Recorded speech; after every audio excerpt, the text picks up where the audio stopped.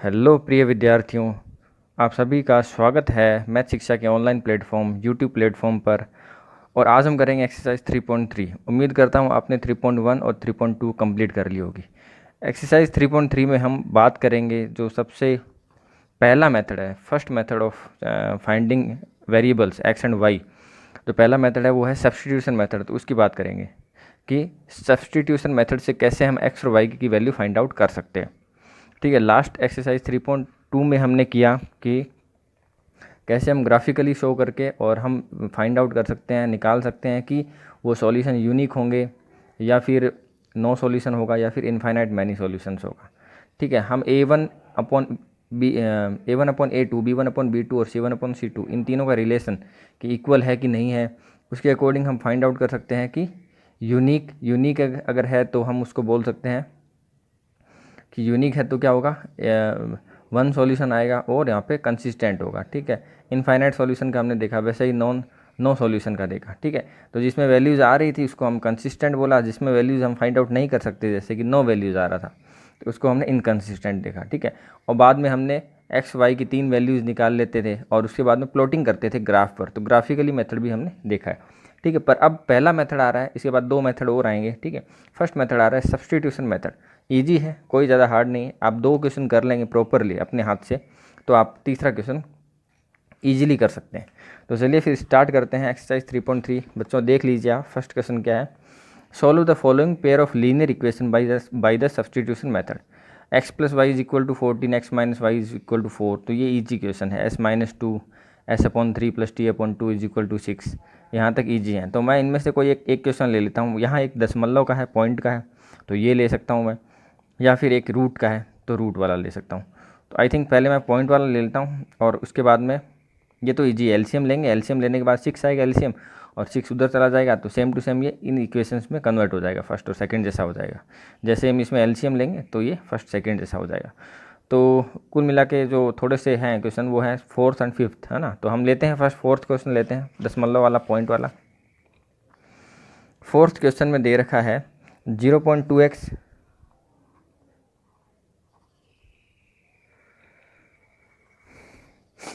0.2x plus 0.3y is equal to 1.3। Second जो equation है वो है 0.4x plus 0.5y is equal to 2.3। तो ये ईजी है। ठीक है, ईजी कैसे है, कोई ज़्यादा हार्ड नहीं है। इन सबको मैं 10 से मल्टीप्लाई कर देता हूँ, क्योंकि पॉइंट के बाद यहाँ पे एक प्लेस है, पॉइंट के बाद यहाँ भी एक प्लेस है, पॉइंट के बाद एक यहाँ भी प्लेस है। तो कुल मिला के अगर मैं 10 से मल्टीप्लाई करूँ, मल्टीप्लाई बाई 10, तो ये सारी इक्वेशंस किस में कन्वर्ट हो जाएंगी, बिना पॉइंट की हो जाएंगी। मतलब ये हो जाएगा 2x plus 3y is equal to 13। कैसे हो गया, देखो पॉइंट हटाऊंगा तो नीचे कितना लगेगा, 10 लगेगा, पॉइंट हटाऊंगा नीचे 10 लगेगा, और जब 10 से मल्टीप्लाई करूंगा तो इस 10 से 10 कैंसिल आउट हो जाएगा, तो ये क्या आ गया, 3 हो गया, ये कितना हो गया, 2 हो गया, और ये भी पॉइंट हटेगा, नीचे 10 लगेगा, तो 13/10 होगा, 10 से 10 कैंसिल आउट होगा तो 13 आ जाएगा। तो ये इक्वेशन हम फर्स्ट नाम दे देते हैं। और सेकेंड जो इक्वेशन है वो सेम टू सेम यही होगी, 4x plus 5y is equal to 23। ये हमारी सेकेंड इक्वेशन है। ठीक है, अब सब्सटीट्यूशन करना है। सब्सटीट्यूशन का मतलब होता है सब्सटीट्यूट करना। सब्सटीट्यूट किसको करेंगे, हमारे पास 2 वेरिएबल हैं इसमें, x और y। एक वेरिएबल x है, दूसरा वेरिएबल y है। इन दोनों में से किसी एक की वैल्यू दूसरी इक्वेशन में हम क्या करेंगे, सब्सटीट्यूट कर देंगे। तो फर्स्ट इक्वेशन देखते हैं। फर्स्ट इक्वेशन में हम y की वैल्यू निकाल लेते हैं, तो 3y इज इक्वल टू हो जाएगा 13 माइनस 2x। क्योंकि y की वैल्यू निकालनी है, इसका मतलब हमने बाकी सारी चीज़ों को, जैसे 2x है तो उसको हमने राइट हैंड साइड में भेज दिया। ठीक है, अब ओनली y की वैल्यू निकालनी है, सिर्फ y की वैल्यू सब्सटीट्यूट करना चाहते हैं। आगे पता नहीं 3y मिले नहीं मिले, पर बट y तो मिल ही जाएगा, इसलिए y की वैल्यू हम निकाल रहे हैं। तो ये हो जाएगा 13 माइनस 2x अपॉन में 3। ये इक्वेशन थर्ड। ठीक है ना। पुटिंग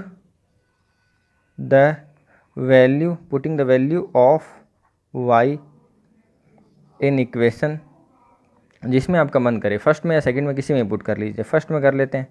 फर्स्ट वी गेट, क्या हम गेट करेंगे, देखिए y की जगह हम क्या सब्सटीट्यूट कर देंगे, ये कर देंगे। इसका मतलब पहला तो 2x दे ही रखा था, प्लस 3 इंटू वाई क्या है 3y, तो y की वैल्यू है 13 माइनस 2x अपॉन में 3 इज इक्वल टू 13 दिया हुआ है। ओके, अब देखो 3 से 3 कैंसिल आउट हो गया, ये हो गया 2x plus 13 minus 2x is equal to हमारे पास आ गया 13। ठीक है, अब यहाँ एक मिस्टेक हो रही है, देखो आप 2x से 2x कैंसिल आउट गया, मतलब जो वेरिएबल रहा, हमने यहाँ पे दो वेरिएबल थे, दो वेरिएबल में एक वेरिएबल की वैल्यू निकाल ली और दूसरे में पुट कर दिया। तो हमारे इसके पीछे ये था कि ये इक्वेशन जो दे रखी है, पहली इक्वेशन दो वेरिएबल में है, दूसरी भी दो वेरिएबल में है, तो जब हम एक वेरिएबल की वैल्यू मतलब y की वैल्यू इसके अंदर पुट कर देंगे तो वो इन टर्म्स ऑफ क्या आएगी, x आएगी, इन टर्म्स ऑफ x आई है। तो जब हम इसमें पुट करेंगे तो दूसरी भी y की जगह क्या लिख देंगे, x आ जाएगा। तो मतलब y को हमने हटा दिया और उसकी जगह क्या आ गया, x आ गया। तो अब x और x मतलब एक इक्वेशन में एक ही वेरिएबल होगा तो उसकी वैल्यू आराम से हम फाइंड आउट कर सकते हैं। बट इसमें ध्यान आपको ये रखना है, जो यहाँ पे मैंने गलती की आपको समझ आ गया होगा कि यहाँ पे अगर हमने फर्स्ट इक्वेशन से वेरिएबल की वैल्यू निकाली, by using first equation we find the value of y and also put in the equation first, है ना, हमने फर्स्ट इक्वेशन में ही पुट कर दिया तो वो क्या होगा, वेरिएबल कैंसिल आउट हो गया। इसका क्या मतलब ये है कि अगर आप फर्स्ट इक्वेशन से वेरिएबल की वैल्यू निकाल रहे हैं देन आपको पुट करना होगा सेकंड इक्वेशन में, और सेकंड से निकाल रहे हैं तो फर्स्ट में पुट करना होगा। तो हम लिखते हैं put the value of y in equation second. ठीक है, तो ये अपना गलत हो गया, बात आ गई होगी समझ में क्यों गलत हुआ, तो ये ज़रूरी था। अब देखिए 4x प्लस 5y, y की जगह हमने क्या लिख दिया 13 माइनस 2y अपॉन में 3 इज इक्वल टू 23। ओके, अब देखिए मल्टीप्लाई करते हैं, 4x प्लस 5 का जब मल्टीप्लाई करेंगे तो 5 13 था 65 माइनस 5 का करेंगे तो 5 2 जा 10y अपॉन में 3 इज इक्वल टू 23। अब हम एलसीएम लेंगे क्योंकि यहाँ पे अपॉन में आ गया तो यहाँ 3 आ गया एलसीएम, तो ये हो जाएगा 12x, है ना, 1 का डिवाइड करेंगे 3 में, 3 को मल्टीप्लाई करेंगे 4 से तो 12x हो गया, प्लस 3 का डिवाइड करेंगे 3 में 1 आया, 1 को ऊपर करेंगे सेम टू सेम आ जाएगा विथ सेम साइन। ठीक है, इज इक्वल टू 23। तो 12x, एक हमने गलती की, हमने put the Y of Y की वैल्यू पुट करी है ना, तो x आना चाहिए यहाँ पे। ये क्या वेरिएबल किस में चल रहा है, सॉरी ये वेरिएबल आपका चल रहा है x में, ये वेरिएबल आपका चल रहा है x में। ओके, तो 12x माइनस 10x कितना हो गया 2x प्लस 65 अपॉन में 3 इज इक्वल टू 23। तो 2x is equal to 2x plus 65 is equal to 3 उधर गया मल्टीप्लाई में, तो ये कितना हो जाएगा 69 हो गया। तो 2x की वैल्यू हो गई 69 माइनस 65 कर देंगे कितनी आ गई 4 आ गई। इसका मतलब x की वैल्यू कितनी आ जाएगी आपकी 2 आ गई। अब x की वैल्यू 2 आ गई, अब आप किसी में ही पुट कर लो, आप फर्स्ट में कर लो चाहे सेकंड में कर लो, बट आपको ध्यान ये रखना है कि जब आप वेरिएबल की वैल्यू निकालते हैं तो जिस इक्वेशन से निकालते हैं उस इक्वेशन में पुट ना करके दूसरी वाली इक्वेशन में आपको पुट करना है। ठीक है, अब आप किसी में पुट कर लीजिए, x की वैल्यू फर्स्ट में पुट कर सकते हो या y में कर सकते हो। फर्स्ट में करते हैं तो 2 इंटू एक्स की जगह 2 plus 3y is equal to 13, ये इक्वेशन थी 2x plus 3y is equal to 30, x की जगह हमने 2 पुट कर दिया, तो ये हो गया 3y is equal to 13 minus 2 2 जा 4 9 हो गया। तो y की वैल्यू कितनी आ गई 3 आ गई, तो x की वैल्यू 2 आ गई और y की वैल्यू 3 आ गई। ठीक है, तो बहुत गौर से देखा होगा आपने इस क्वेश्चन को। ठीक है ना, अगर आपने दो क्वेश्चन ढंग से प्रॉपरली कर लिए तो उसके बाद में तीसरा क्वेश्चन होने लग गया। एक क्वेश्चन मैंने आपको समझा दिया, एक क्वेश्चन और लेते हैं और आपको बिल्कुल क्लियर हो जाएगा। ठीक है, उस पर और ध्यान देना आप। इसमें आपको मैं एक बार वापस रिपीट कर देता हूँ, हमने फर्स्ट इक्वेशन से y की वैल्यू निकाली, आप x की वैल्यू भी निकाल सकते हैं, कोई प्रॉब्लम नहीं है। तो पहले आपका आंसर y में आ जाएगा, फिर आप y की वैल्यू पुट कर दोगे, लेकिन हमने y की वैल्यू निकाली तो इन टर्म्स ऑफ x आया, तो जब हमने x पुट किया तो सारा x में हो गया, इसलिए सबसे पहले x की वैल्यू आई और x की वैल्यू आ गई तो हमने y की वैल्यू निकाल ली उसके अंदर। ठीक है, सेकंड क्वेश्चन लेते हैं। ये क्वेश्चन दे रखा है हमें फिफ्थ क्वेश्चन, फर्स्ट का फिफ्थ क्वेश्चन दे रखा है, तो देखें इसको। सबसे पहले हम क्या करेंगे, इसमें तो कोई दिक्कत भी नहीं है क्योंकि इधर क्या 0 दे रखा है, तो आराम से इजीली फाइंड आउट हो जाएगा। x की अगर हम वैल्यू निकालें या y की निकाल लेते हैं तो √3y हम इधर रखेंगे और ये उधर चला जाएगा तो माइनस का हो जाएगा। y की वैल्यू जब हम निकालेंगे तो ये हो जाएगा -√2 अपॉन √3 इंटू एक्स। ठीक है ना, ये इक्वेशन फर्स्ट, ये इक्वेशन सेकंड और ये इक्वेशन जो y है third. Put the value of y in equation second में पुट करते हैं। जब सेकंड में पुट करेंगे तो देखिए ये तो √3x रहेगा as it is minus √8, y की जगह हम पुट करेंगे -√2 अपॉन में √3 x इज इक्वल टू 0। ठीक है, अब देखो आपको मैंने बताया था कि root X into root Y is equal to root X Y, है ना। अब यूज़ होने वाला है ये, तो रूट 3x हो गया माइनस, देखिए माइनस और माइनस क्या हो गया, प्लस हो गया, रूट 8 इंटू रूट 2 कितना हो गया, रूट का 16 अपॉन में root 3 x is equal to 0, क्योंकि root x into root Y मतलब 8 इंटू 2 16 हो गया। 16 का रूट हमें पता है कितना होता है 4 अपॉन में root 3 x is equal to 0। x की वैल्यू हम फाइंड आउट कर देते हैं, कितना आ जाएगा रूट 3 प्लस 4 अपॉन में रूट 3 इज इक्वल टू 0। तो x की वैल्यू फाइंड आउट करेंगे तो ये कितना आ जाएगा रूट 3, यहाँ कितना आएगा 3 plus 4 is equal to 0, x into 7 upon में रूट 3 कितना आ गया 0 आ गया। तो x की वैल्यू भी कितनी आ जाएगी 0 आ जाएगी। अब ये x की वैल्यू 0 हम किसी भी इक्वेशन में पुट कर सकते हैं। फर्स्ट में करते हैं तो रूट 2 इंटू x की value 0 plus root 3 into Y is equal to 0, तो ये 0 हो गया, 0 plus root 3 Y is equal to 0, तो root 3 Y is equal to क्या आया 0, और y की वैल्यू क्या आ जाएगी 0 अपॉन में रूट 3 मल्टीप्लाई में डिवाइड में जाएगा तो 0 आएगा। 0 को किसी संख्या से मल्टीप्लाई करो चाहे डिवाइड करो 0 ही आता है। तो ये आपका हो गया 5th क्वेश्चन, ठीक है। आई होप आपको ये क्वेश्चन समझ आया होगा बच्चों, ठीक है। तो आपको बस इतना ध्यान रखना है कि सब्स्टिट्यूशन मेथड में कोई भी इक्वेशन ले लो आप, फर्स्ट या सेकंड, उस इक्वेशन को लेके आप किसी की वैल्यू निकाल लो। मैं ज़्यादातर y की वैल्यू निकालता हूँ, ठीक है। तो y की वैल्यू हमने निकाल ली, ठीक है। y की वैल्यू निकालने के बाद हम इसको इक्वेशन, अगर आपने फर्स्ट इक्वेशन से निकाली है तो सेकंड में पुट कर दीजिए, और सेकंड से निकाला है आपने y की वैल्यू तो आप फर्स्ट में पुट कर दीजिए, ठीक है ना, उस इक्वेशन को छोड़ के। तो हमने पुट किया और इसको सोल्व किया एलसीएम और लेके, तो हमारी x की वैल्यू कितनी आ गई 0 आ गई। अब एक वेरिएबल की वैल्यू आ गई, इसका मतलब एक वेरिएबल की वैल्यू आने का मतलब है कि एक वेरिएबल से किस में कन्वर्ट हो गया कांस्टेंट में।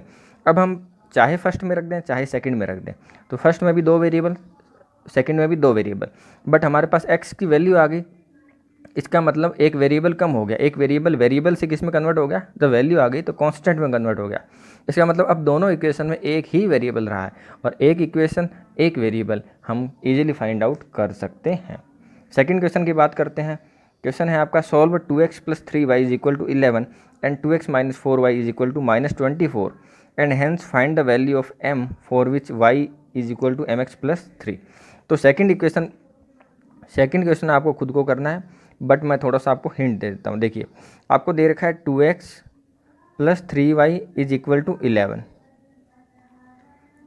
ठीक है। सेकेंड इक्वेशन दे रखी है आपको 2x minus 4y is equal to minus 24।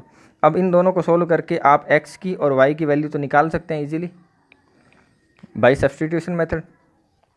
First equation से y की वैल्यू निकाल लेना और इसकी y की वैल्यू आप सेकंड इक्वेशन में पुट कर देना, तो आपकी x में आ जाएगी इक्वेशन पूरी, और उससे आपका x की वैल्यू आ जाएगी। जब आपकी x की वैल्यू आएगी तो आप उसके बाद चाहे फर्स्ट में पुट कर दो चाहे सेकंड में पुट कर दो, आपकी y की वैल्यू आ जाएगी। अब जब आपकी x और y की वैल्यू आ गई तो आपको दे रखा है find the value of m for which y is equal to mx plus 3, mx plus 3 y is equal to, तो आपके पास y की वैल्यू है x की वैल्यू है, मतलब दोनों ही कांस्टेंट हो गए, तो रहा कौन सा वेरिएबल, एक ही वेरिएबल रहा m। इसके अंदर 3 वेरिएबल हैं x y और m, लेकिन x y तो हमने वैल्यू फाइंड आउट कर ली, इसका मतलब ये तो कांस्टेंट हो गए। तो अब रहा वेरिएबल 1 m, तो m की वैल्यू एक इक्वेशन में एक वेरिएबल आराम से फाइंड आउट कर सकते हो। ये 3 उधर चला जाएगा, फिर x की जो वैल्यू है वो डिवाइड में चली जाएगी और उससे हमारा m की वैल्यू आ जाएगी, ठीक है। तो ये हमारा सेकंड क्वेश्चन हो गया कंप्लीट। अब देखिए थर्ड क्वेश्चन में लगभग आपके दे रखे हैं 6 पार्ट दे रखे हैं, ठीक है ना। तो इसमें से कुछ हम ले लेते हैं और कुछ आप ट्राई कर लेना, ठीक है। और बाकी के अगर आपको डाउट लगेंगे या मुझे ऐसा लगेगा कि ज़रूरी है तो वो मैं आगे वाली क्लास में ले लूँगा। चलिए फिर लेते हैं 1-2 क्वेश्चन। पहले तो फर्स्ट ही क्वेश्चन ले लेते हैं। क्या दे रखा है देखिए,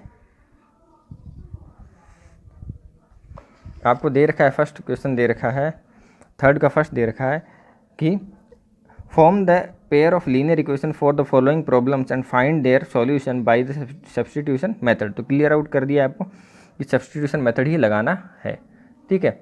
अब देखिए पहला क्वेश्चन है the difference between 2 numbers is 26। तो हम मान लेते हैं let the numbers are x and y, x और वाई दो नंबर्स हैं, ठीक है। One number is three times, ठीक है, the difference between the two numbers, तो इन दोनों का difference according to question x minus Y is equal to 26 दे दिया, डिफरेंस दे रखा है, तो x minus Y is equal to 26, first equation हो गई। सेकंड दे रखा है one number is three times the other, तो one number is x and other number is y, one number is three times the other, ये three times है other का, तो थ्री टाइम्स किसको कर देंगे, y को कर देंगे, ये हमारी सेकंड इक्वेशन आ गई। बहुत ईजी काम हो गया। इसके अंदर तो पहली इक्वेशन में तो दो वेरिएबल दे रखा है, बट दूसरी इक्वेशन में तो सीधा वैल्यू दे रखी है कि x की वैल्यू आप 3y पुट करो, तो हम पुट कर देंगे, put the value of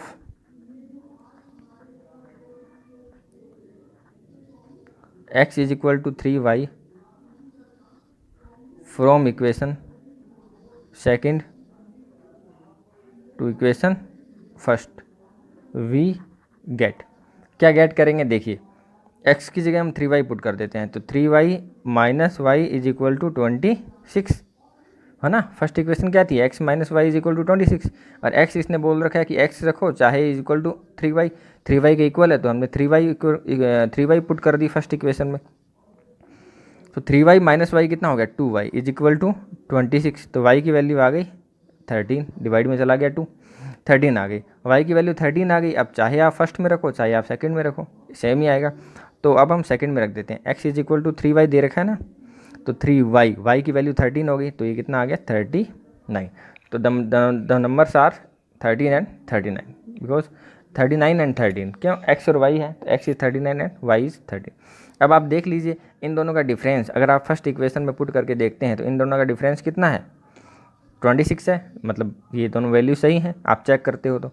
और दूसरी इक्वेशन है x is equal to 3y, जो x है वो 3 गुना है y का, हाँ तो y 13 है, y का 3 गुना 39, x, हाँ बिल्कुल x है वो y का 3 टाइम्स भी है, तो ऐसे आप चेक भी कर सकते हैं।